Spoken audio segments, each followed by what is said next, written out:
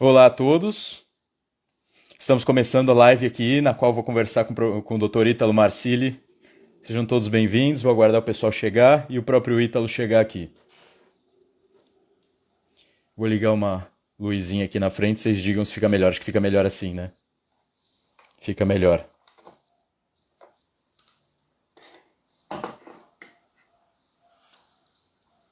Bem-vindos, o pessoal vai entrando. Vou conversar com o Dr. Ítalo Marsili. Vamos falar sobre vários temas aqui. A gente já está há muito tempo para conversar, mas entre eles a crise, tema proposto por ele. Vamos falar sobre patriotismo, um tema sobre o qual já conversamos. Oi, Karima, tudo bem? Renata Carla, bem-vindos. Fábio Capricho aí, colega de classe, bem-vindo. O pessoal está chegando. E sobre patriotismo já conversamos aí numa live no YouTube que foi muito divertida, que o Ítalo fez, acho que por 5, 6 horas, né?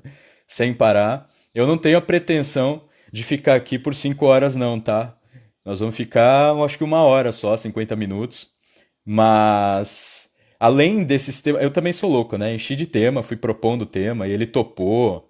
Então, vamos ver o que que vai acontecer. Ó, o Ítalo tá aí. O Ítalo pede pra... Eu não recebi ainda o pedido ou eu não vi. Ah, achei. Peraí.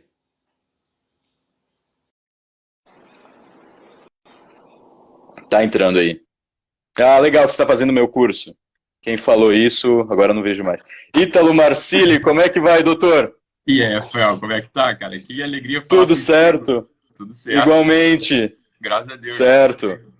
E aí, meu cara, como é que estão as coisas? Olha, tudo certo. Muito trabalho. Por mais que estejamos aí nessa quarentena, eu estou trabalhando muito ainda na BN, na Biblioteca Nacional. E, por enquanto, tudo certo. A gente fortaleceu as redes sociais. Não sei se você pode ver aí, as redes sociais estavam um pouco apagadas. E eu sou, assim, adaptável, né, Ítalo? Eu acho que nesse momento de crise Sim, é uma tônica a capacidade de adaptação, você não acha? claro. Então, quando eu percebi que a gente não ia poder fazer certas coisas que eram presenciais, mas nós poderíamos fortalecer as redes, então eu botei todo mundo para trabalhar nisso aí. Não, vamos lá, vocês fazem a curadoria do acervo, vocês fazem as postagens e vamos ver. Nossa, movimentou extraordinariamente. O site, a Hemeroteca Digital, aumentou em 1 milhão de um dia para o outro. É uma coisa absurda. Muita Legal, hein, gente Rafael? acessando. Que bom, cara, porque tem uma coisa que é aquela indolência do brasileiro de não gostar de trabalhar, né? Mas tem um pessoal que gosta de trabalhar. Então, não é a maioria, mas tem um pessoal que gosta de trabalhar. E esse pessoal, claro que no primeiro momento da quarentena deve ter curtido ficar em casa sem fazer nada, mas chega uma hora que, porra, ninguém aguenta mais isso, né? A verdade é essa. Exatamente. Mesmo os indolentes, assim, o pessoal mais mole, mais preguiçoso, bem, um mínimozinho de trabalho o sujeito tem que ter para poder justificar os minutos e os dias da existência, né, cara? Então, assim, botar a galera para Exato. trabalhar. Hoje eu precisei resolver um negócio no TRE, cara. Porra, um título eleitoral lá, não sei o quê. Tinha a sessão, tava fechada um mês e vral, assim, ninguém trabalhando, Nossa. entendeu? Então, assim, beleza, a tua vida vai parando, mas a vida de todo mundo tá parada, isso aí a gente sabe como é.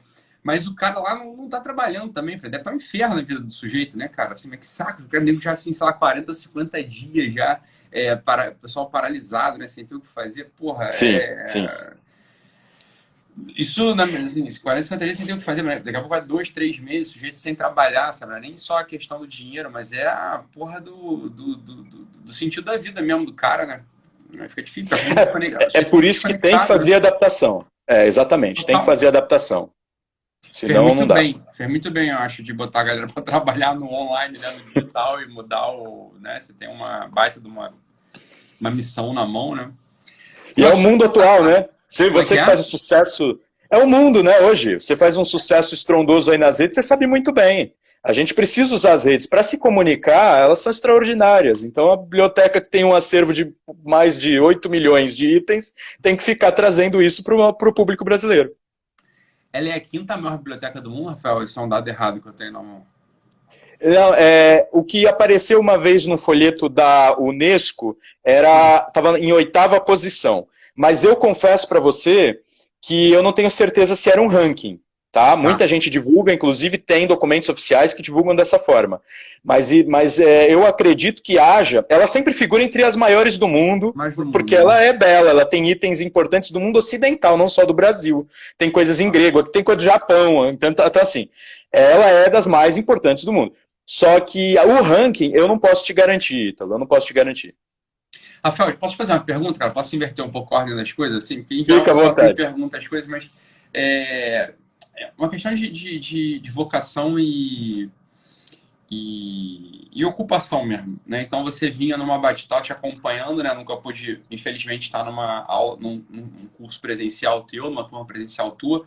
A gente já se cruzou em cidades, né? Em Brasília, eu acho. Já eu não conseguia se Tô encontrar. dando aula aqui, você está dando aula lá, um vai poder ir pro curso do outro, então a gente nunca conseguiu estar presencialmente um no curso do outro, mas você vinha num ritmo bastante acelerado, né, Rafael? Assim, dando aula de cultura antiga, Sim, história recente, né? E eu acredito agora que com a tua mudança para o Rio de Janeiro, para assumir esse posto honroso demais, né, que é de presidente da Biblioteca Nacional, você sem precisou dúvida. botar um pouco no pause, né, essa atividade, né? Sim. Uma pergunta vocacional, Rafael, só porque é gostoso falar disso, acho que é bom as pessoas ouvirem essa conversa também, né? Como é que isso pegou em você, assim, quer dizer, porque por um lado você tem uma atividade muito honrosa, né, que é, meu Deus do céu, muito importante para o Estado, que é a de diretor da Biblioteca Nacional. E, por outro lado, sei lá, você estava desenvolvendo uma atividade profissional docente muito profícua, né? Com muito resultado, os alunos te amam, né? E, enfim, e isso tem um poder de cultura no sentido de cultivo mesmo das almas que é extraordinário. Eu fico pensando por mim, esse pessoal que a gente fica falando, né? Ah, Ítalo, se te oferecesse um cargo no governo, eu falei, cara, eu não iria, assim, né? Acho. Porque você nunca sabe, depende da natureza do cargo, eu acho. Se é um cargo de missão como o teu, você fala assim, cara, que merda, vou ter que assumir. Né? Eu não sei se teve uma coisa dessa ou se foi só a questão honrosa e garbosa do cargo que prevaleceu em você. É uma curiosidade biográfica mesmo, que eu acho que é muito interessante para os teus alunos e para quem te acompanha, Rafael.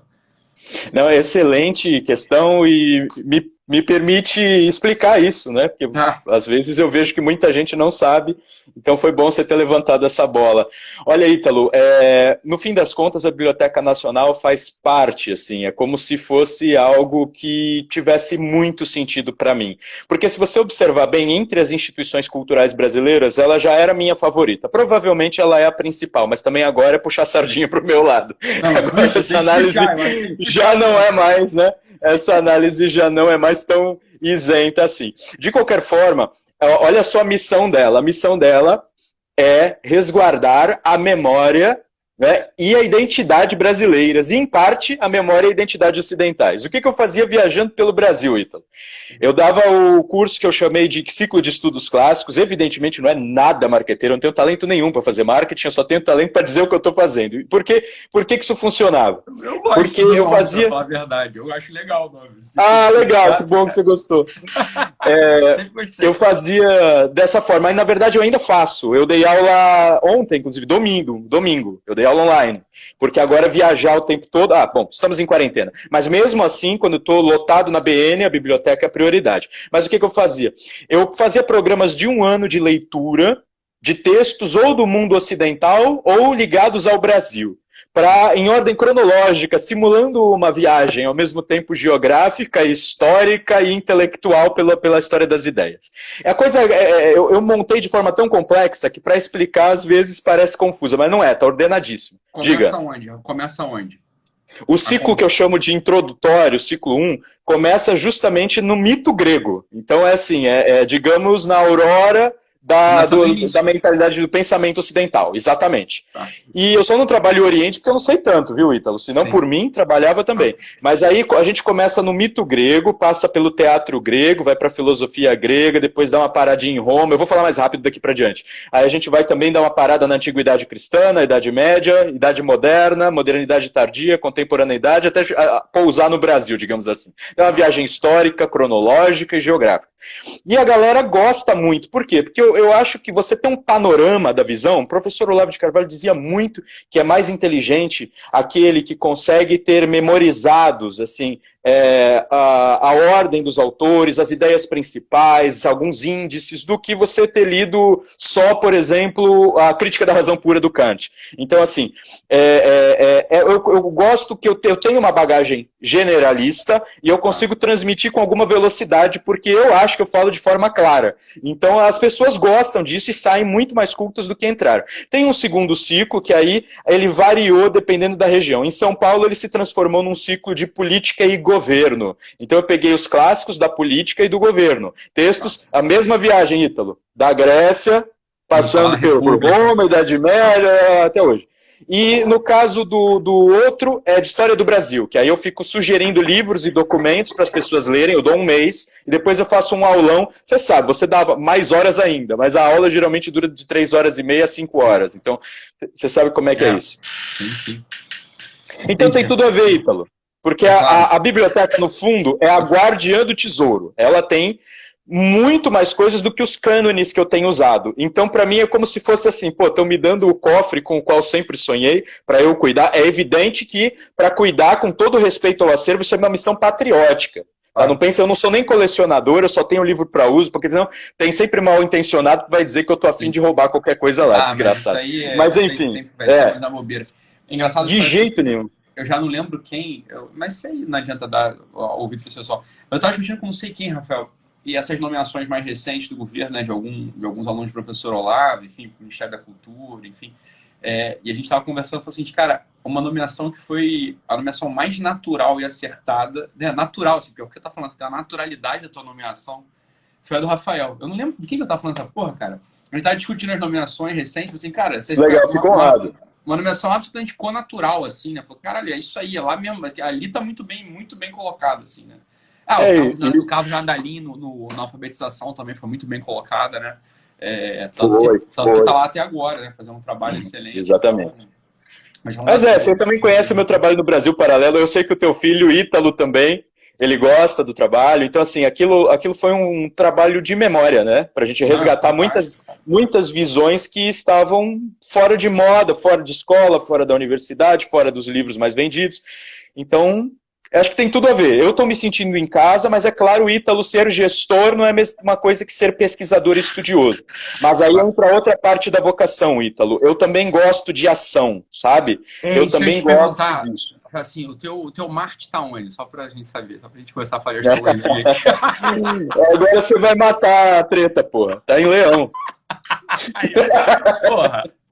Você tá brincando, pô? Tá resolvido a questão aí, ó. Marte Leão, cadê? Tu precisava de uma diretoriazinha aí pra tua vocação aparecer. Eu tô achando mesmo, tô falando sério. Eu já fui coordenador de escola, já fui líder estudantil, não sei se você sabe, eu fui diretor de um DCE aqui. Meu Deus! Já fui líder estudantil, já fui. Então, o meu percurso tem muito de ação também, não parece, né? Ainda mais agora, gordinho, barbudo de óculos, parece que é o carinha do livrinho só. Não, eu gosto de ação, sabe? Eu sei que a tensão é enorme, os perigos, os riscos, as dificuldades, as responsabilidades, mas eu gosto disso aí. Eu gosto de uma peleja. Eu não queria puxar a polêmica mesmo, Rafael, longe de mim, assim, mas você tá numa posição de governo, né? Então, assim, que é meio esquisita, porque não é bem governo, é um cargo diferente, né? Mas você sentiu o peso da mídia, um Olavete, aquele papo todo, né? Eu vi que tentaram fazer uma reportagem, não maldosas, mas eu acho assim, burras sobre você no início, mas acho que pararam com isso. Eu não sei se pararam ou não, porque também eu não fico dando muita atenção pra essa coisa, né? Mas você chegou a sentir o peso, assim, de, cara, corrigir, explicar direito, enfim. Como é que foi tua relação com a mídia nos primeiros dias, assim, de cargo? É uma coisa que eu gostaria mesmo de saber por dentro dessa história. Você está fazendo muitas perguntas boas, ou seja, a vocação e uma das maiores dificuldades que eu enfrentei no início, tá, Ítalo? Foi mesmo o da mídia. Foi das maiores dificuldades, se não foi a maior nos primeiros dias. Sabe por quê? Assim que eu fui nomeado, aí sai a primeira reportagem, que não foi ruim, só noticiaram, a foto estava bem escolhida, beleza. Depois, Ítalo, cara, o que veio de besteira, e aí era o seguinte... saiu uma reportagem atrás da outra, e eles sabem como eles escolhiam foto minha? Eles pegavam um frame de vídeo, o pior, que eu tava, sei lá, assim, sabe? E punham nas reportagens, escrevendo umas maluquices, cara, entre as quais eles quiseram, por exemplo, eles me deram um mestrado que eu não tinha uma vez, até para beneficiar eles fazer errado. Eles escreveram meu nome errado, saiu Ricardo Nogueira, não sei se no Estadão ou na Folha, Roberto Nogueira, também não sei se no Estadão ou na Folha, mas não desses dois. A foto errada, um outro cara Nogueira nada a ver, botaram a fotografia errada. O Nogueira do pagode aqui. Só falta. E mais, é o pior, né? Pegaram um tweet meu de anos atrás, nos quais eu via livros didáticos, minha mãe é professora de língua portuguesa, e identificava que todos os exemplos correspondiam à música popular. Eu fiz um desabafo ali, eu tinha poucos seguidores na época, e escrevi: Depois o pessoal não sabe porque todo mundo é analfabeto. Só tem isso, isso e isso. Eu acho que eram bandas, entre elas o Caetano, a música do Caetano, as músicas do Caetano Veloso. E eu fiz esse tweet e a Folha de São Paulo coloca na manchete, né, na tirada ali grande.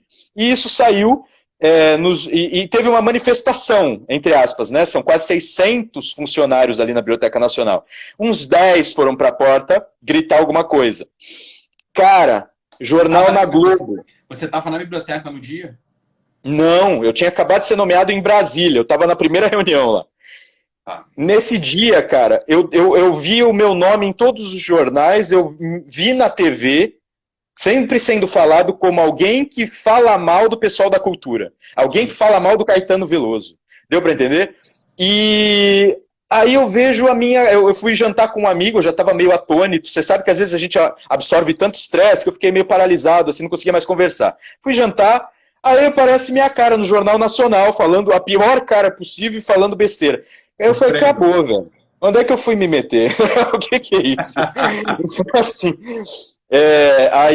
mas enfim, de fato parou, porque eu fiz respostas muito ponderadas no meu perfil e chamei todo mundo para conversar. A minha assessora de imprensa chamou os jornais, eu dei entrevistas, as entrevistas foram boas e ninguém mais me encheu o saco. Só assim, uma vez ou outra. Quando houve o problema com o Alvin, teve as mais graves, que aí começaram a me associar com o nazismo. Mas, Ítalo, aí é questão judicial. Eu processei a galera toda e vamos ver quanto que eu vou ganhar. Azar o deles, cara.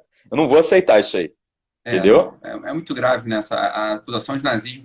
Eu estou processando uma menina aí. Menina não, né? Menina a gente fala assim porque a gente não quer mal de ninguém, mas uma moça também começou a me chamar de fascista, nazista esses dias. Eu falei, olha, não tem conversa, aí não tem conversa, né? Isso não tem, grave. Não tem. Você não tem pé de comparação, nada que você possa fazer com você que mandou matar, sei lá, matou 5 milhões de judeus e quase marchou sobre o Ocidente. Você, olha, parou. Aqui a conversa é diante do tribunal, é para me dar dinheiro mesmo. Não preciso mais para passar para cá, porque não tem conversa aqui, né? Quer xingar, xinga de flamenguista, né? Mas, porra, não vai xingar de... Exato. Porra, exatamente. Ô, Ítalo, vê se você concorda comigo. Se as pessoas percebessem que os nazistas eram daquela forma, aqueles alemães da época, se eles entendessem, percebessem, o que seria o certo a fazer com Hitler ou com os nazistas? Provavelmente sumir com eles, ou prender, ou matar, ou qualquer coisa assim. Chamar as pessoas de nazistas não é mais ou menos dizer que ele merece morrer? É isso aí, mas é isso aí. Não é isso. Você reduz a dignidade do sujeito de tal modo que se ele foi eliminado, você não acha que você fez um bem para a humanidade. Esse é um processo, Rafael, eu não acho que isso é inocência. Eu acho que a pessoa pensa isso mesmo. Eu estava conversando esse dia, não lembro, cara, eu estou com uma coisa de memória, não lembro com quem está falando sobre o Bolsonaro, né? E as pessoas acham mesmo que ele é ditador né? É uma coisa assim, extraordinária. Você acha que ele é ditador, que ele é, sei lá, homofóbico, então vai mandar matar os gays, os pretos, assim. Cara, tem 2 anos de governo já, o homicídio diminuiu, aquela histeria toda que podia ter contaminado a cabeça das pessoas, já deu tempo de diluir, a pessoa olha e fala, cara, bem, é só um cara que eu não votei, que eu não gosto, paciência, porra, tomara que o Haddad volte, sei lá, mas continuarem histericamente chamando o sujeito de fascista, de nazista, misógino, o pessoal adora essas palavras, né, hoje.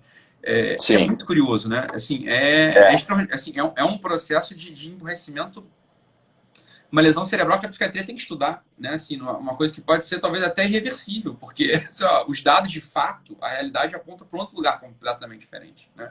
Sim. Então, por exemplo, chegar para você, caralho, assim, um professor, né? Fascista, fala, cara, peraí, isso é muito grave, né? Você está querendo dizer o seguinte, ok, quem não concorda comigo, né, morre, tem que morrer, né? Ou seja, exato. É aquela máxima cartesiana grave, coitado do Descartes, acho que nem o Descartes imaginou que fosse chegar tão longe a ignorância dele, né? Então, quer dizer, penso, logo existe, ou seja, para existir eu preciso pensar, logo se eu penso diferente de você, você pensa diferente de mim, um dia não vai existir.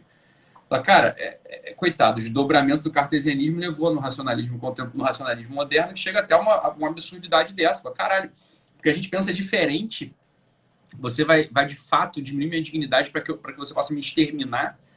Exato. O Jean Willis pensa exatamente isso, é isso que ele pensa exatamente isso. querem nos atribuir os crimes que eles acabam cometendo, né? Então, eles não querem prestar atenção no que nós pensamos, porque eles presumem que não pensamos, só queremos violência. E aí eles nos violentam com medo da violência virtual que podemos cometer e que eu nunca cometi, por exemplo. E com todo mundo ligado ao governo. O Bolsonaro, como você mesmo disse, 2 anos de governo, não tem nada parecido com ditadura. Aliás, o cara está até com dificuldade de governar. Então, assim, é muita má fé, né? Muita má fé. Mas eu acho que tem que ter um esforço também das duas partes que têm alguma capacidade de diálogo para conversar. Existem, evidentemente, aqueles extremos que são violentos mesmo, e eu acho assim, extremo que teve poder no Brasil recentemente. Isso aí é esquerda, porra. Que quem tem movimento que tem por base a ideia de violência, de luta de classes ou qualquer coisa assim. Quem tem partido, né, partido legalizado com isso. Então é muita cara de pau, né? Não é direito, é muita cara de pau. Exatamente, Rafael. E eu estava vendo um post hoje do assunto da não bilíngue, né? De 1984, olha, quando a gente perde a capacidade expressiva nesse sentido, os nossos cursos, eles são fundamentais, assim, quer dizer, conseguir contar as coisas como elas são, né? O curso do professor Olavo, obviamente, né? Indiscutível, né? Então, um grupo da faculdade de WhatsApp, ontem, começaram a falar do Olavo. Falei, olha, cara, na verdade você não tem a mínima ideia de quem é o Olavo, entendeu? Tava falando assim, o Olavo errou feio nesse negócio do Covid. Eu falei, cara, quando você está lendo um filósofo, tem que entender o seguinte, bicho, ele está falando com várias camadas de significado. Ele está falando no nível geopolítico. É claro que ele não está falando no nível prognóstico, terapêutico, ele não está falando dessa porra, entendeu? Óbvio, ele não é médico, ele nunca vai falar sobre isso. Qual que é a terapêutica do Covid? Ele lá sabe? Não sabe, pô, ele não é médico, entendeu? Então é óbvio que o sujeito alfabetizado ele tem que ler o texto do filósofo como sendo um filósofo, não sendo um médico, porra. É óbvio que a deficiência cognitiva está em quem está lendo e não em quem está escrevendo, porra. Quer comparar um médicozinho de, porra, país de terceiro mundo com um filósofo de dimensão global? Não dá, assim, é uma falta de humildade brutal também, né? E expandir, ajudar as pessoas a conseguir olhar para a realidade, para os textos, né? Expandir a linguagem, a capacidade cognitiva, usando de consciência, nesse nosso tempo é fundamental. E eu acho, alguém me perguntava isso, Rafa, não sei se você concorda, eu queria... não sei se você é um tipo mais otimista ou mais pessimista, assim. Eu acho que a gente está num momento ótimo, cara. Eu acho que o pior já passou de algum modo, assim. Tem um despertar de consciência, de desejo de consciência, de horizonte de consciência, de vontade de conhecimento, de não ser escravo. Me parece que isso tudo paira, né? Parece que tem um sensus mundi, assim, tem um espíritus mundi que está pairando num sentido positivo. Eu não sei como você vê. Eu queria saber como é que você enxerga. Se você é um tipo mais otimista ou mais pessimista, Rafael? Não, eu concordo com você. Eu também, eu vivi na universidade o início dos anos 2000, então eu percebi como naquela época você, por exemplo, não podia dizer que era conservador ou você seria absolutamente jogado no lixo. Hoje, essa perseguição, por causa da eleição do Bolsonaro, ela aumentou, mas ela está mais escancarada, ela é mais visível, tá? Esse tipo de perseguição. E quando eles dizem que há perseguição pro lado deles, é aquilo que eu falei, é muita cara de pau, né, ficar falando isso. Então combate todas as perseguições, se existe mesmo. Eu, por exemplo, onde eu tenho poder, eu não persigo ninguém por essas questões. Tá entendendo? Presumindo que a pessoa é isso ou aquilo, com base no que ela pensa. Agora, eu já fui perseguido, eu já tive dificuldade de entrar num lugar ou no outro, eu já vi casos de perseguição física a outras pessoas, eu já tive que ajudar pessoas em tretas, assim. Na universidade o negócio é tenso, tá entendendo? E eles ainda dominam. Eu digo aqueles que defendem que a ideologia de esquerda, as visões socialistas e filossocialistas são as únicas permitidas, são as únicas razoáveis, são as únicas... mas como tudo isso está sendo mais visto, e isso teve, evidentemente, como o maior expoente aí, o próprio professor Olavo de Carvalho, desde o início da década de 90, publica a respeito disso. Depois, alguns de seus alunos, alguns frutos ligados a eles também, algumas coisas, algumas iniciativas que vieram, por exemplo, o pessoal do Brasil Paralelo. Então, assim, muita coisa surgiu. Só que eu acho que a gente está passando, tem que reconhecer as novas fases, né, Ítalo? E existirão fases agora que nos cobrarão uma... digamos, profissionalização, nos cobrarão uma seriedade maior na maneira de... já que nós estamos à frente e parcela da população considerável, significativa, confia na gente, você vê que eu já estou falando como político, né? Sacanagem. Eu sou time, né? Eu sou um time, cara. Então, na medida em que uma parcela significativa confia, eu acho que a gente tem mesmo que se aprimorar, não só trabalhar pensando em trabalhar melhor no futuro próximo e no futuro distante, excelência. Então pensando assim, olha, daqui a 10 anos, será que eu vou estar excelente no que eu estou fazendo agora e talvez em novos desafios? Eu acho que a gente precisa pensar, ter essa visão de daqui a 5, 10, 20, 30 anos, nós mesmos, não só ficar passando bastão. Sim. Onde estaremos nessa questão? Serão novas fases, estaremos até profissionalmente diferentes, não é? A gente precisa estar preparado para isso. E eu acho que a gente tem chance de fazer um excelente trabalho, tá? Inclusive deixando todos esses xingamentos, todas essas ofensas criminosas no chão. Não ficarão para a história, porque nós não corresponderemos às expectativas erradas dessas pessoas. Então eu acho que a gente tem que ter seriedade. A profissionalização passa, Ítalo, por algumas pessoas. Olha só, tu tem um trabalho magnífico, mas você se formou, você sabe, você tem você se estabeleceu na sua profissão. Eu, por exemplo, encontrei 2 professores que são os que mais afinam com as minhas pesquisas e fui lá, estou fazendo pós-graduação mesmo, entendeu? Eu tenho que aprender com eles. Claro. Por exemplo, um deles é o Arno Velling. Ele já está bem idoso, é um gênio absoluto de história do Brasil. Cara, eu estou montado na Biblioteca Nacional estudando com esse senhor. Ele é da Academia Brasileira de Letras, ele é presidente do Instituto Histórico e Geográfico e uma visão nacionalista da história do Brasil, que a USP não tem. Aqui em São Paulo nunca teria isso. Então, assim, gruda em quem é bom, suga os cérebros, tá entendendo? Se torna o melhor possível, se deixa ser treinado pelas circunstâncias, porque nós seremos exigidos. Coisas mais difíceis. Eu sou otimista, estou contigo, mas desafios mais difíceis virão, inclusive para crescer, ainda que não sejam problemas, o crescimento também exige inovação, progresso, aprendizado de novas capacidades. E eu acho que se nós correspondermos a esses desafios, nós teremos uma fase brilhante para a história do Brasil. Eu acho também, Rafael. Então, isso é uma coisa até para a gente falar para os alunos do Olavo novos, né? E não é absolutamente contrariando o Olavo, não é mesmo contrariando o Olavo, mas não é nem complementando, mas assim,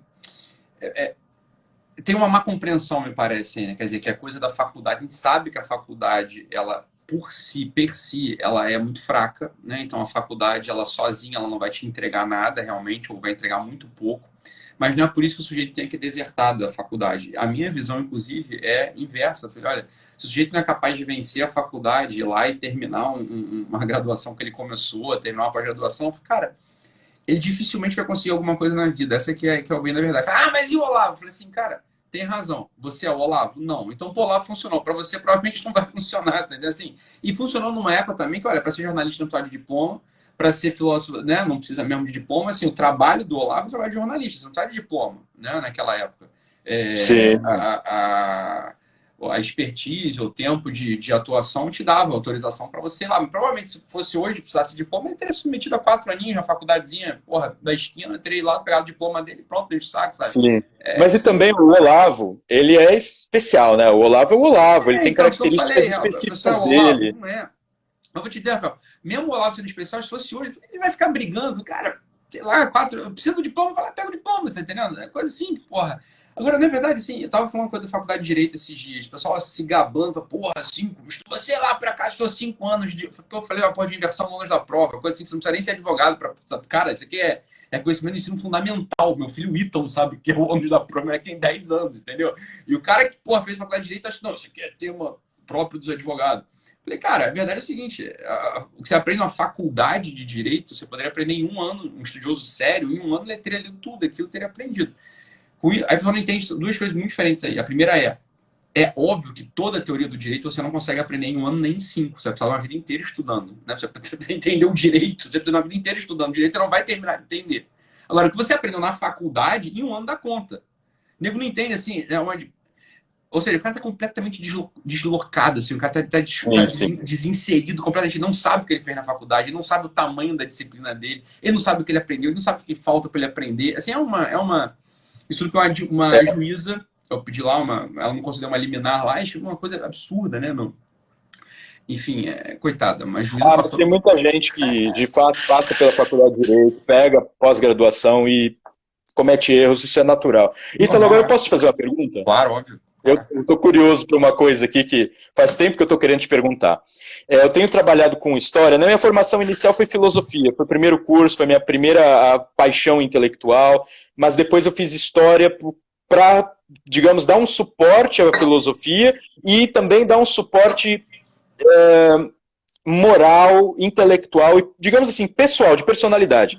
Eu queria ter, digamos, a ampliação das minhas experiências pelas experiências dos homens do passado. Eu queria ter a experimentação daqueles que já são velhos em política, justamente pelo estudo dos grandes líderes, dos grandes desafios políticos e das experimentações dos sistemas. Experimentar ideias novas de política na população é muito injusto, porque pode dar muito errado, muitas pessoas podem morrer, a fome pode vir, podem surgir guerras. Mas pela história não. Então eu fiquei com essa impressão assim, que eu estudando só filosofia, eu estava num mundo em abstrato, num mundo geométrico, que você só pensa como se o mundo só correspondesse a isso, é o racionalismo mesmo. E depois eu pensei, cara, sobretudo depois de estudar como o professor Olavo, eu preciso de experiência, eu preciso de concretude. E aí eu fui para a história e eu já era apaixonado pelo Brasil, eu já era bairrista, né? Eu sou bem santista bairrista, né? Legal. Mas acho que você começar de onde você está e expandindo, né? Exatamente. Isso aí dizem que é lua na 4, né? Eu sou bem santista, gosto muito da minha cidade e o José Bonifácio era daqui, Alexandre de Gusmão, entre outros. Então, assim, eu tenho... Pelé, Neymar... O Pelé, aqui, Neymar, o atacante agora do Flamengo, enfim. O que eu ia te perguntar era o seguinte, cara. Eu senti que fez uma diferença brutal para mim. Foi muito importante ter estudado mais história. Primeiro, por causa daquela questão sobre a qual a gente já conversou de amor à pátria.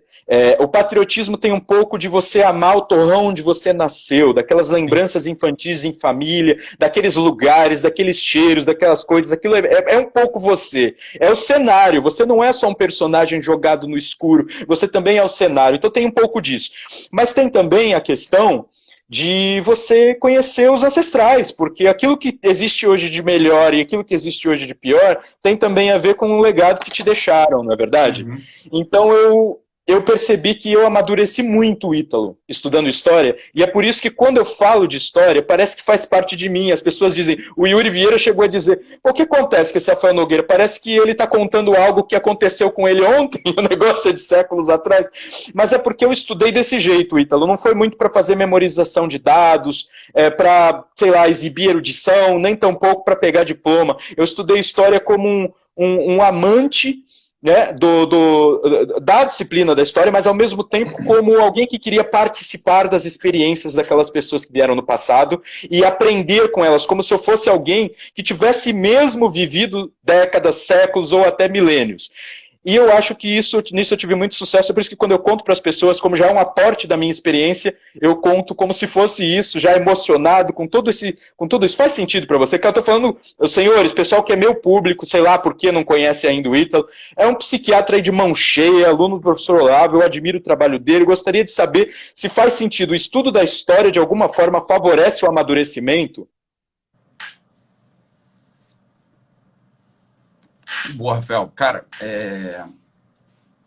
uma das coisas, eu estava até assistindo, acabei de concluir aqui, não tô recomendando, tá? Eu não tô recomendando, só tô dizendo que eu assisti por um motivo específico. O Netflix lançou a série do Freud, né? Eu vi também. Tu assistiu? Eu assisti. Sério? Eu adorei, era um thriller meio de terror, assim, uma coisa meio, um thriller meio de terror, assim. Muita coisa que não é fidedigna, outras são, né? Outra coisa, curiosamente, são fidedignas, coisas assim que são meio fantásticas. Assim, caralho, não é possível. Eu falei, cara, isso aqui é história, isso aqui não é história, né? E eu tô falando da série do Freud por quê? Porque ali conta um pouco da história do Freud, etc, né? Mas é uma história que é meio fantasiosa. E aparece ali algumas figuras que começaram a pular na Europa de então, que é a figura dos histéricos, das histéricas, né? Que eram pessoas que você pega a personagem, uma das personagens principais da série, né? Que ela não é uma personagem fidedigna, apesar de ter o sobrenome, né, dela, seu sobrenome também, de uma paciente muito famosa do Freud, né? A Flor Salomé, a personagem da história. Se for reparar... Flor Salomé é famosíssima, ela teria tido um caso com Freud, com o Nietzsche, né? Ela é muito famosa. Eu até quando vi a personagem assim, falei, opa, isso vai ser legal. Ela é uma personagem... Você gostou da série, Rafael? Eu confesso que eu gostei. Olha, achei divertido e sei que tem aspectos históricos misturados com aspectos fantasiosos, mas você sabe que eu gosto disso, cara? Não só para diversão, mas porque as pessoas que não sabem nada, fica muito mais fácil ensinar a verdade agora. Você lembra aquele personagem? Você lembra aquilo? Tem historiador que não gosta. Eu tenho colegas assim que eu respeito muito, que acham horrível isso. Nossa, aquele filme alterou. Cara, eu acho mó legal, entendeu? Eu acho legal Talvez também. isso até me ajuda a contar as coisas com emoção. Por exemplo, né? Vou voltar para a tua pergunta, mas eu tô para falar do Freud nas aulas de quinta, já tem um tempo. Eu tô dando uma aula toda quinta-feira, quase toda quinta-feira, tô dando aula de psicologia, né? Umas aulas mais longas, né? Mais sérias, assim. Eu tô para falar do Freud há um tempo, mas agora, por exemplo, que teve a série, eu tô começando. Cara, é muito mais fácil pegar o gancho para contar a biografia do Freud, o que você tá dizendo, assim, que é mais fácil você corrigir. O cara viu a série. Fala, pronto, é só você corrigir para cá, joga um pouquinho para lá, pronto, o cara tem uma ideia. Eu achei muito bem contado também, muito bem filmado o cenário de Viena, da virada do século XIX para o século XX, aquele teosofismo, aquele espiritismo entrando na Europa, que ia levar o paganismo, sei lá, 2, 3 décadas depois, assim. Cara, eu gostei muito de como foi contada a história. Mas para dizer o seguinte, olha, quando a gente olha para aquela personagem, uma das personagens principais da série, que é a Flor Salomé, né, inspirada numa paciente real do Freud, você vê que tem uma coisa ali com ela. Ela tem uma cisão grave, óbvio, né, clínica, entre a realidade e o pensamento, ou entre o interior e o exterior, né? Ou entre o concreto e o abstrato. A gente pode, né, pode chamar, ou entre o id e o ego. Aí o Freud estava começando a parir a teoria dele ali, né? Quem é o Tautos, né? Quem que é a flor? Quem eram os pais? E ali você vê que numa frase vai compondo ali o que seria o aparelho psíquico freudiano, assim, aparece na série. Fala, aqui é o início do aparelho psíquico freudiano, id, ego e superego, que só viria a ser consignado na segunda tópica, né? No segundo momento do Freud, né? No primeiro momento, até o primeiro momento, ele só chama de consciente, inconsciente, pré-consciente, mas a questão é essa. Quando a gente estuda história, que é o que você falou, né, Rafael? Quando a gente tem o contato com a realidade e não fica guardado dentro, né, dos próprios pensamentos ou trancado dentro de uma casa, de um apartamento, de um gabinete ou de um laboratório, quando a gente vai para a rua, quando a gente olha os livros desse modo que você estava ensinando para a gente, né? Que o Yuri apontou bem, falou, porra, mas esse bicho tá contando uma porra, o que aconteceu com ele? É assim que se lê livro de história, é assim que se lê livro de romance, literatura, né? Você vai olhar e, cara, essa porra aconteceu comigo. Eu podia estar lá, eu era um personagem a mais, eu tô vendo a cena acontecer, né? Eu tô vendo aqui a bomba quando explode, como é que era o estampido da bomba, assim, sei lá, pelo menos é assim que eu estudo história e que eu leio literatura de ficção, né? Eu tento botar como personagem a mais. É claro que uma coisa dessa ela vai dar um indicativo para o sujeito que a gente não pode chamar de um fator de proteção, né? Porque não tem estudo publicado consolidado nisso. Mas dentro do recorte metafísico e antropológico, é óbvio que um sujeito que aprende, que conhece bem a história, ou que tem experiência bruta, concreta, né, com gente, esse sujeito ele tem um fator de proteção contra a loucura. Por quê? Porque tem uma coisa que ele tem um centro, uma coisa que está atando ele na realidade, né? Ou na realidade da tradição, ou na realidade das vivências concretas, ou em ambas, né? Dependendo do sujeito. O sujeito que está convivendo com gente, né, tem uma dimensão histórica, fala, pô, esse sujeito tem um fator de proteção contra a loucura, né? Ao passo que, você falou, o sujeito ele se debruça, e eu estava conversando com outra pessoa esses dias, né? O sujeito que se debruça num único autor, né? Então, por exemplo, sei lá, vou ler tudo de Kant, né? Vou ler tudo de Kant, vou ler tudo de Kant, Kant nasceu. Eu falei, cara, você está desconectado da realidade, meu filho, porque Kant não é realidade, não sei se você sabe disso. Por mais que você goste dele, né? O Kant não é realidade. Você tá se fechando. E é aquilo que o Eric Feiglin tem um texto chamado Hegel e uma obra de feitiçaria, no qual ele faz uma análise simbólica do círculo, né? Do anel. O anel ou o caldeirão da bruxa, que são realidades fechadas, né? O caldeirão da bruxa, por que ele é o caldeirão? Ele é um círculo no qual a bruxa tem ali dentro um domínio cósmico que ela criou, né? Uma coisa que ela criou. Você está desconectado da realidade. Fala, cara, você tá doida, bruxa. Esse caldeirão não é a realidade. Isso é uma coisa que você tá querendo. É claro que isso vai levar neurose, isso vai levar loucura, você vai ficar desfigurada. Né? Você vai ter um nariz bem grande, maior do que o meu, cheio de verruga. Eu sou narigudão também. Então, a disputa tá grande aqui. Isso que é o perfil. Então, é claro que o estudo da história é um fator de proteção para isso. O estudo da história é sim, né? Conectada, como você ensina. E e aprendeu, né, Rafael?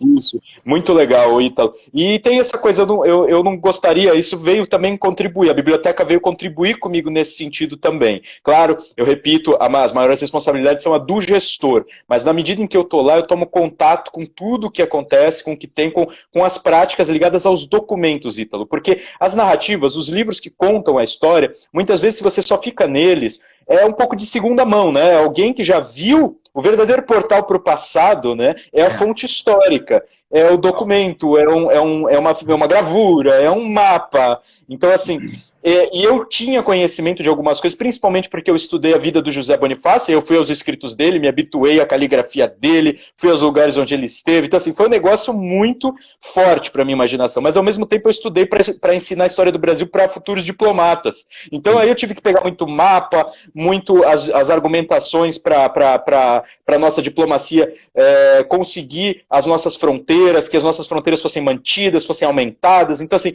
aí eu acho que eu consegui ter uma concretude maior na visão histórica, e agora a biblioteca, por exemplo, eu estou estudando história do Brasil voltada à história do direito, que é algo que todo mundo que estuda direito não sabe. Isso é uma coisa louca. Eu estudei direito, fiz direito também.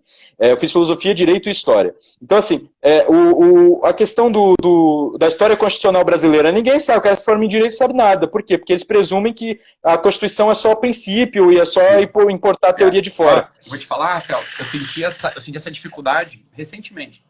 Eu fui pegar para estudar, porque a gente é talvez um pouco cacuete de aluno do Olavo, né, de botar o status questiones. Então, estava aqui vendo, né, estudando aqui a questão do impeachment do governador, por exemplo.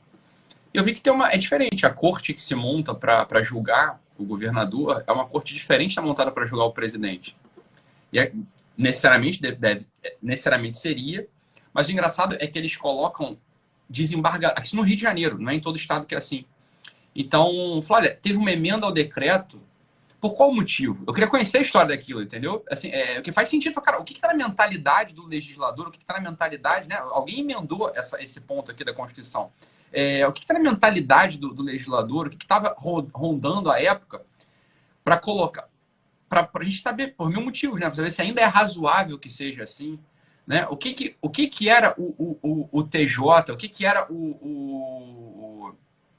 por que os desembargadores eles entram para julgar o impeachment de governador e num é sorteio, no outro é candidatura?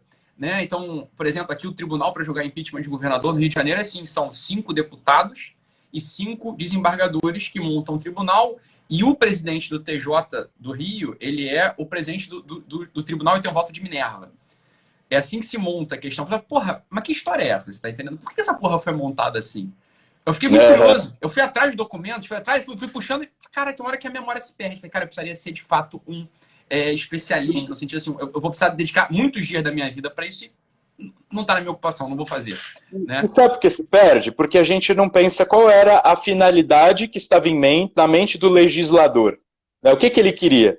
E isso só aparece com o estudo de história do direito. Quais eram as mentalidades em voga? A mentalidade é fundamental. E se você perde a história, você perde a mentalidade do legislador, e aí o pós-positivismo ele entra com tudo, né? Quer dizer, cara, isso aí, você matou. Óbvio, é isso mesmo. É óbvio. O pós-positivismo ele entra com tudo. Você fala, cara, vamos reformar a Constituição mesmo ela é escrita. É o que a gente está vendo hoje acontecer. Né? Você não tem o mens leve, você não tem a mentalidade do legislador. A Constituição, francamente falando, ela é feita para ser rasgada. Não é nem para ser rasgada, para ser estourada. Ela é bolha de sabão. Sim. Então, nesse sentido, eu acho, cara, o estudo da história do direito é fundamental para as garantias, inclusive da manutenção da Constituição. Né? Posso estar falando uma besteira, Rafael, mas é o que me parece assim, claramente na coisa, né? Porque são eu acho que você tem toda a razão. Porra, né? Tem toda a razão, a gente precisa mesmo resgatar as ideias. E a história ela vai revelar o que essas pessoas liam, que cartas eles escreviam, sobre o que eles conversavam, o que eles queriam no fundo. Aí fica até mais fácil de identificar, mas ele queria chegar nesse ponto, mas nós não queremos mais. Ou, não, a gente quer, mas ele errou na técnica, fica mais fácil. E aí é isso que eu estou tentando estudar. E por isso, por exemplo, na Biblioteca Nacional tem lá, está guardada a Constituição que foi desenhada em Pernambuco em 1817. Vocês sabem, em Pernambuco fizeram lá uma revolução em 1817, nós tínhamos Dom João VI aí à frente do país, né? E eles se separaram e ficaram uns meses separados e fizeram a Constituição deles. Então tem esse exemplar lá na biblioteca que eu posso estudar. Isso faz parte da nossa história, entendeu? O José Bonifácio escreveu uma Constituição para o Reino Unido, que ele, a princípio, não queria separar. Queria que fosse Portugal, Brasil e todos os povos de língua portuguesa, na África, na Ásia. Era uma visão de comunidade... quase quadricontinental. Claro! Assim, né? Óbvio. Era uma visão de comunidade lusa de nações, era uma coisa maravilhosa. Isso tudo faz parte da nossa história constitucional, mas as pessoas só querem pegar teoria alemã, teoria americana, calma lá. Então, é isso que eu estou estudando. A outra coisa que eu queria te perguntar, além dessa relação de história e personalidade, é voltando ao nosso assunto aí do patriotismo, né? Muitas pessoas acham que amar a pátria, e até eles usam o termo nacionalismo, e muitas pessoas me perguntam as diferenças, eu posso até dizer daqui a pouco, mas dizem, depois da Segunda Guerra Mundial entrou na moda a ideia de que foram os nacionalismos os grandes vilões. Então você amar a sua pátria, você já é uma espécie de fascista nazista. Não há distinção entre aquele que ama a sua pátria, que é colaboração, que é ajudar os outros, e até fica feliz quando as outras pátrias têm também êxitos, daquele que se acha superior porque a raça dele, aquela ilusão que você falou, naquele anel, ele cria uma teoria fora da realidade, infunde aquilo na população. E isso não tem nada a ver com o amor à pátria genuíno, não tem nada a ver com um nacionalismo são, que seja conservador, fundado na história, e que não tenha nada, nenhum componente de racismo, de atividade violenta, não, só de, claro, fortalecimento militar para a autodefesa, só isso, não para você criar problemas, para você odiar os outros para conquistar sua superioridade. Você acha que amar o teu país, amar o lugar onde você nasceu, necessariamente surge, né, um ódio ao outro país? A gente passa a querer destruir a Argentina porque a gente ama o Brasil, no maior estilo Galvão Bueno. Aí. Será que é isso? Essa é uma pergunta psicológica interessantíssima, né, Rafael? Quem fala isso desconhece profundamente o que é o amor, né? O amor, ele é super abundante. Então, quando a gente fala de patriotismo, a gente está falando de uma virtude, né? A virtude do patriotismo, que se confundiu num certo momento recente da história com, né, perversões do que é a democracia, né, com perversões do que foi a democracia. Então, ou com perversões do que é a aristocracia, ou com perversões do que é a monarquia. Então, tem uma confusão entre uma coisa e outra, e nessas não prevalece o amor, mas prevalece o ódio. Não é o que você falou, claro. Quando a gente fala assim, somos uma raça superior, né? Recentemente, na história recente, né, teve uma dessas raças, teve um grupo que se autoproclamou uma raça superior, logo as outras raças elas estão ali para ser os meus cabelos, elas estão aos meus pés, eu vou dispor delas como for mais conveniente para os meus processos, né? É óbvio que aí não tem a virtude do nacionalismo, aí tem uma perversão, uma virtude do patriotismo, tem uma perversão do que é o patriotismo. Agora, eu queria devolver essa pergunta, Rafael, eu não sei se você pode responder isso, dado a posição que você ocupa hoje, e se você não puder, a gente, né, daqui 2 anos a gente conversa de novo sobre esse assunto, né? Ou daqui 6 anos, a gente conversa de novo sobre esse assunto. Certo. Me parece, ontem eu estava até conversando isso com um membro da minha família, muito maduro, apesar de ter só 10 anos, né? O Ítalo, meu filho mais velho. Ele é diferenciado mesmo, e a gente está muito diferenciado, o Ítalo é muito diferenciado. E a gente está falando um pouco sobre a monarquia, né, sobre a razão de ser da monarquia. E é uma visão que eu tenho, né? É uma visão que eu tenho que não me parece anacrônica, ela me parece uma visão de princípio, tá? Uma visão de princípio, sem anacronismo. Eu não sou um monarquista anacronista, né? Não me vejo assim, mas por princípio, olha, uma monarquia, bem, é mais fácil você desenvolver a virtude do patriotismo numa monarquia do que desenvolver a virtude do patriotismo numa república. Pela própria natureza do direito do governante. Então, assim, a natureza do direito do governante numa república, olha, bem, ela vem de um lugar. A natureza do direito de uma monarquia, ela vem de um outro lugar. A natureza do direito do governo de uma monarquia legitimamente constituída, ela vem de um outro lugar ainda. Fala assim, é mais fácil de fato ser patriota, mas também pensando escolasticamente. Contra isso, vemos os americanos que estão numa república que são absolutamente patriotas, na virtude do patriotismo, né? Então, óbvio que dá para ser patriota dentro de uma república, dá para ser um patriota saudável dentro de uma república. Mas me parece mais natural um patriotismo saudável, ou seja, a virtude do patriotismo numa monarquia. Eu não sei qual é a tua visão sobre isso mesmo, Rafael, assim, intuo qual seja, mas de fato nunca te perguntei isso. Dá para responder sim, não tem problema. Tá bom. Até tocar a bola na área. Você tocou a bola na área, vamos ver se eu vou fazer o gol.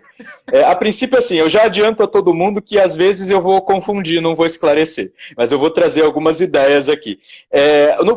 Por um lado, eu acho que você tem razão, por quê? Porque a monarquia ela já tem esse aspecto de que é uma família, e a família que transmite desde a mais tenra infância, né, as informações de o que é aquele país, da história, a noção de que eles têm, por sentido de vida, necessário resguardar certas instituições, certos costumes, história, território, visitar todos os pedacinhos de território. O cara é formado para isso, tá entendendo? Ele cresce para isso. Então, nesse sentido, eu concordo com você. Por outro lado, você já deu parte da resposta, né? Tem o exemplo americano. O exemplo americano é o exemplo de uma república que, de fato, parece ter um patriotismo que eu considero eu considero adequado. Eu também me formei em Direito estudando a Constituição dos Estados Unidos, né? Eu chamei de O Legado Federalista, um estudo sobre a Constituição dos Estados Unidos da América, e aí fui até lá, visitei as casas dos fundadores, eu li as discussões iniciais, constitucionais,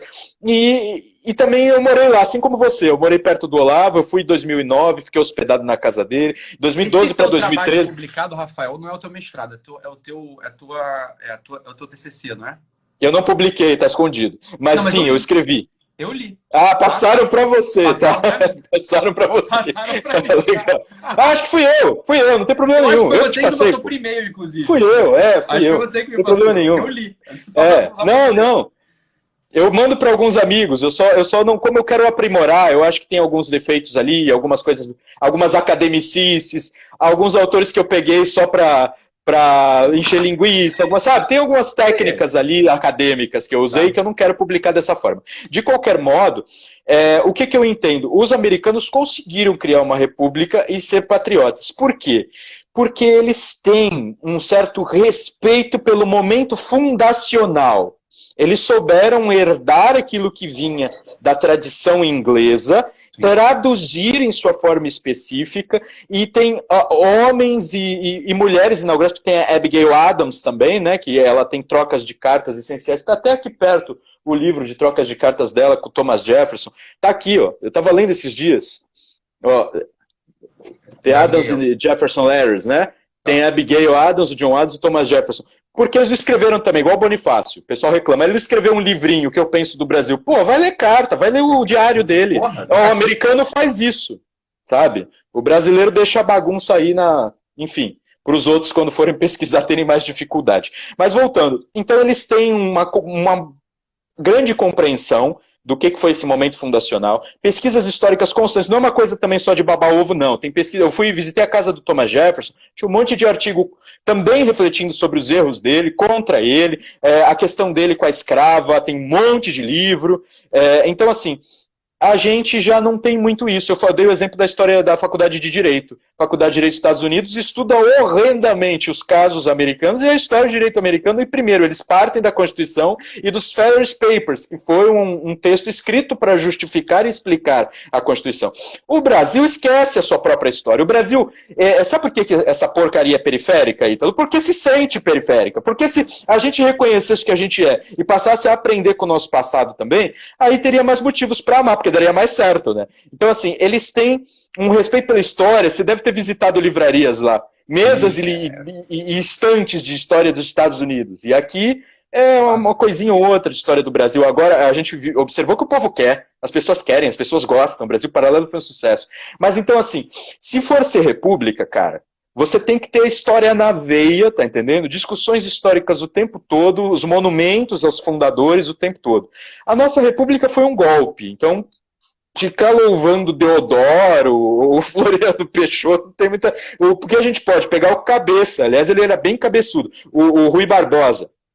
O Rui Barbosa, ele é um cara que pensou a República. Eu sei que ele se arrependeu um pouquinho no final e achou que teria sido melhor não ter mudado. Mas, enfim, é um pensador formidável que traz para nós uma certa justificativa de o que é a nossa República. Fora isso, Ítalo, nós seremos sempre periféricos e ficaremos admirando o exterior como melhor. Sempre. Agora, nós fomos talhados desde o início para a monarquia, porque o brasileiro estava adaptado. A gente fez a independência, e por que foi fácil manter todo esse território unido e a América Espanhola se fragmentou? Porque a gente manteve a coroa.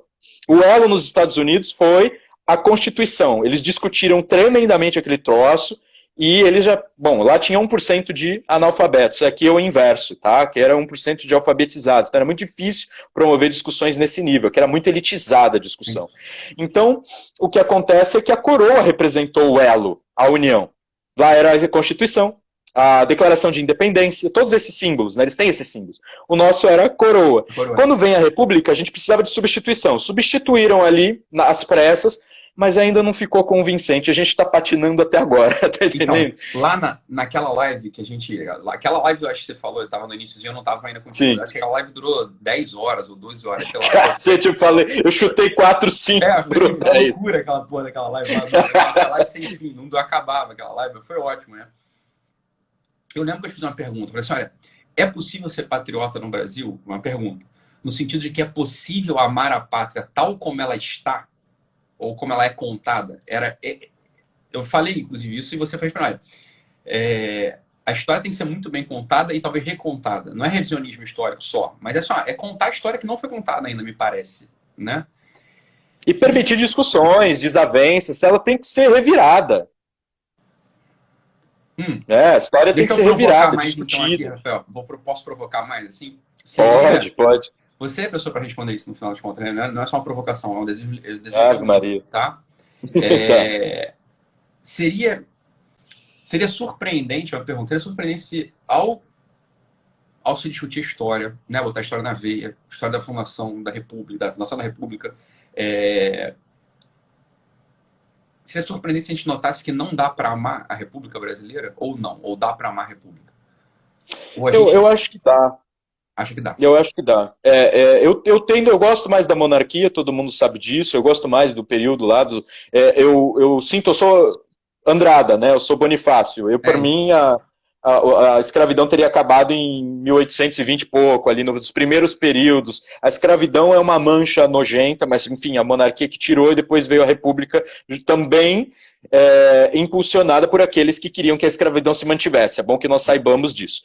Mas eu acho assim, Ítalo, eu amo o Brasil, tenha ele o modelo da monarquia, tenha ele o modelo da república. Mas nós precisamos ter a noção de que sem a monarquia, você percebeu isso, já me falou aqui, sem a monarquia, nós precisamos de algumas coisas que o Montesquieu e que os americanos chamavam de virtudes republicanas. E precisa dos chamados aristói, mesmo numa república. Aristói em grego são... Mesmo na república. Mesmo na república. Aristói em grego... É isso aí. É isso, são os melhores, né, os excelentes. O Thomas Jefferson escreveu isso. Isso aí, foi publicado. A USP traduziu aqueles pensadores e colocou ali a carta do Jefferson no qual ele falava isso. O Brasil já deveria saber, né, que a formação da República Americana, que é a república por excelência, ela teve essa compreensão inicial. O Senado foi criado para os aristói também. Ele foi tergiversado, sua ideia foi tergiversada. Mas é preciso que haja pessoas, primeiro, que todo mundo de alguma forma tenha a noção de que precisa cuidar, porque a república é a res pública, é a coisa pública, é algo de todos. Então, ou todo mundo aceita que vai participar, entendeu? Ou a coisa fica problemática. Por outro lado, tem que existir, não dá para todo mundo fazer do mesmo jeito. Não dá, isso é uma ilusão, é uma fantasia que as pessoas do igualitarismo aí, que creem na igualdade, querem fazer acontecer. Existem diferenças, inclusive aqueles mais dotados, mais talhados para a ação política e para a compreensão política, e aqueles mais talhados para o trabalho, de repente um trabalho cotidiano que te afaste um pouco das questões públicas.